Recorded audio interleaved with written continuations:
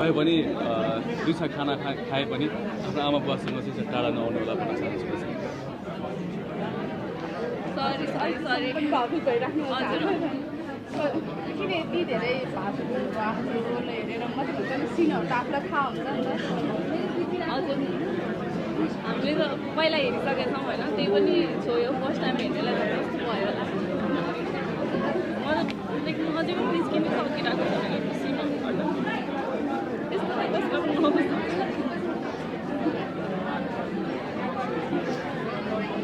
अरूहरूभन्दा म अलिक बढी इमोसनल छ नि, लाइक मैले चाहिँ एउटा पात्र निभाएको छु होइन, सो मलाई चाहिँ मैले मेरो पात्र चाहिँ जस्टिस गरेँ भन्ने आश गरेको छु र यस्तो चाहिँ कुनै आमा बुवालाई पनि नहोस्।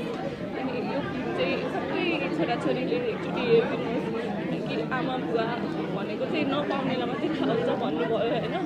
सो सबैजनाले मन पराइदिनुहुन्छ होला जस्तो लागेको छ। अनि एकदम खुसी लागेको छ यो टिममा काम गर्न पाएँ। अनि सबैजनाबाट एकदम धेरै इन्सपायर पनि भयो भोलि। मलाई के लाग्छ भने यो मुभी चाहिँ हामी सबैजनाको करियरमा once in a lifetime खालको मुभी हो।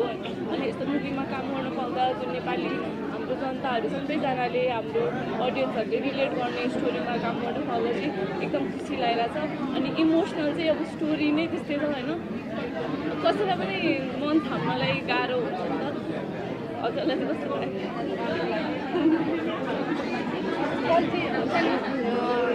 फिल्ममा जतिको देखाइएको छ नि एउटा सन्तानको पीडा पनि त देखाइएको छ नि त। बुवा आमाको त्यस्तो अवस्थामा साथै दिन नसकेको अवस्थाहरू त्यस्तो सम्झिँदाखेरि आफ्नो रियल जीवनमा नहोस् है, त्यस्तो भएको सम्झिँदाखेरि चाहिँ कस्तो फिलहरू हुन्छ, त्यो गर्दाखेरि एक्टिङ गर्दाखेरि कस्तो फिल भइरहेको थियो? मैले सधैँ म चाहिँ बुवा मसँग धेरै नजिक छु। म किन यही छु नेपालमा, म किन बुवा मसँग छु, म बुवा मुवालाई छोड्न मन सक्दैन। म बुवा मुवालाई छोडेर केही बाहिर बस्यो भने म एकदमै नेचुरल लाग्छ। म 2 दिन सुटिङको लागि म 2-4 दिन बाहिर गए पनि मलाई एकदम बुवा मुवा याद आउँछ। त्यही भएर म बुवा मुवालाई काठमाडौँ आदेखि सँगै राखेको छु र म जहाँ हुन्छु जुन ठाउँ हुन्छु म सँगै राख्छु बुवा मुवालाई। अनि र मैले कृष्णको एक्ट गरेर राख्दाखेरि चाहिँ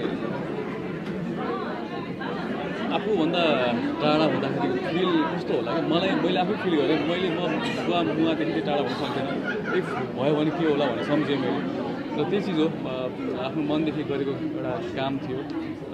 अघि सुमनजीले भने जस्तै सबै संसारकै फ्यामिलीसँग टच हुने, समाजसँग मेल खाने एउटा कथामा मैले काम गर्न पाएँ।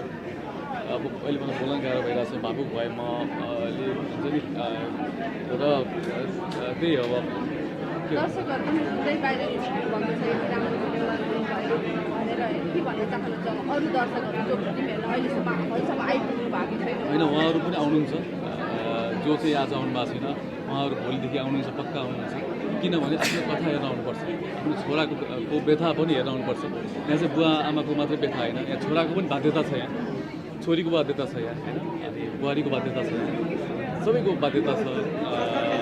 त्यही भएर सबैको पोइन्ट अफ भ्यूबाट हेर्दाखेरि चाहिँ सबै राइट छन्, कोही पनि रङ छैन होइन, कसैको पनि दोष छैन। यहाँ सबै बाध्यता समयको परिस्थितिले गर्दाखेरि चाहिँ यस्तो हुन पुगेको। सो आफ्नो परिस्थिति, आफ्नो बाध्यता र आफ्नो कहानी हेर्नलाई चाहिँ सबैजना आउनुहुन्छ, पक्का म ढुक्क छु।